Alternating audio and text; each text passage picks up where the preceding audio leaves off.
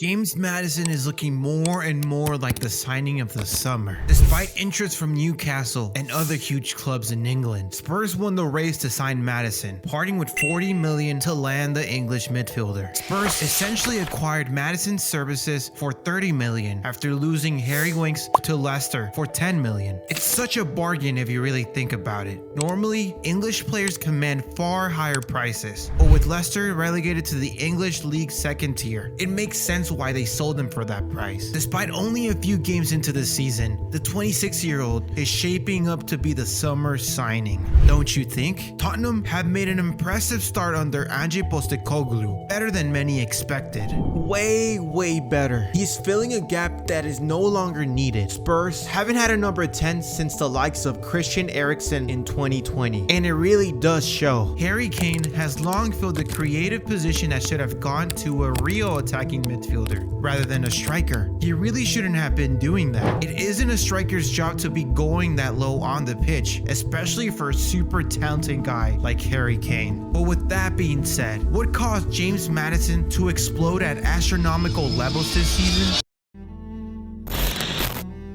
Supporters eagerly awaited Maddison's arrival and have not been disappointed. He is one of the players that have helped revitalize Spurs. Maddison recorded 10 goals and 9 assists in 28 starts last season, which he began with 2 goals and 1 assist in his first 6 games, which isn't horrible at all. However, he has been even better this season, scoring twice and assisting on 4 more goals in only 4 games. So, if he continues at this rate, he will undoubtedly beat his previous season's record. This season, Maddison is free to do what he does best in the final third, knowing that the defense is shielded by Bissouma and both fullbacks when they press into midfield. That is a major thing compared to last season. The defense at Spurs changed the entire dynamic of how Maddison plays on the pitch. He was given a free role and is swiftly establishing himself as a player that is doing something similar is Odegaard for Arsenal. Odegaard right now is the heartbeat of the attack for that Arsenal team. Maddison and Odegaard are the types of players that are going extinct for their attack-minded playing styles. It's great to see these sorts of players return to the spotlight. Richarlison and Heung-min Son have had sluggish starts to the season, so Maddison has stepped up to give that extra goal threat. 9 of his 13 shots have come within the box, indicating that he is putting himself in dangerous positions and has the confidence to change the outcome. For comparison's sake, Richarlison has only taken 4 shots on goal, and Richarlison is a striker on the team. The striker.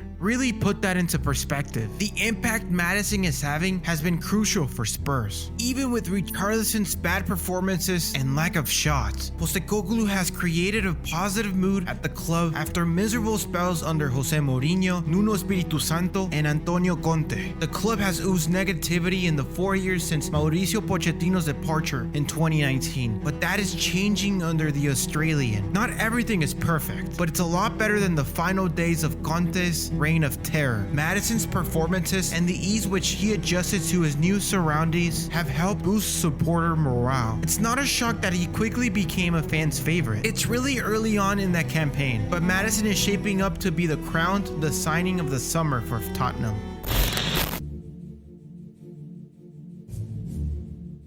Man, I really do love Maddison. I really thought he was really underrated when he was at Leicester last season, and even in previous seasons as well. On the English national team, I don't understand why Southgate really doesn't pick above other players. That kind of just like boggles my mind when I really think about it. I really just remember him as being the driving force on that Leicester team, especially just a few seasons ago. I think he had the misfortune of a lot of Leicester City players being injured last season, meaning that I don't think it was primarily his fault for the relegation. Maddison seems like a humble guy that just wants to play football. And I understand the hate for Spurs right now, but you really can't hate the guy, especially when he's putting in the work. Even if the Spurs season overall does go down a bit, I really do think that Maddison's gonna have a hell of a campaign overall. I really wish the best for him, as I really admired him at Leicester City. In terms of James Maddison, that's essentially pretty much it. Thank you guys so much for watching. You guys are amazing. You guys have done so well in these videos, and I really love doing them. So thank you so much. Again, I'll catch you guys on the next one. Peace out.